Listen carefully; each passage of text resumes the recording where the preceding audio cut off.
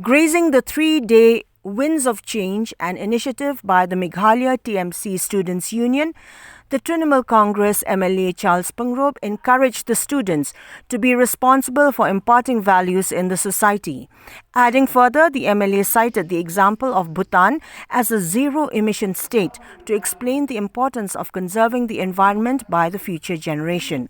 The second day of the Winds of Change was marked by singing and fashion show competitions where the students performed pop, hip-hop, country and Bollywood songs. In the fashion show, the students presented their creative ideas resonating with the message of Winds of Change.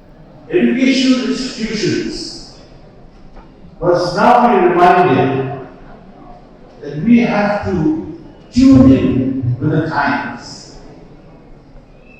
and help our youth grow in the manner which they want to do so.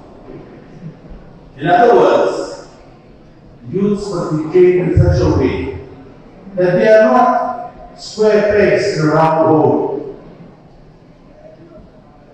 Therefore, our educational institutions and universities must do that. I would like to remind you today, especially you, of what Dr. Martin Luther King once said. He was a great fighter against injustice. And he said about adaptation and vision, and I quote, "Our very survival depends on our ability to stay awake, to adjust to new ideas, to remain vigilant and to face the challenge of change."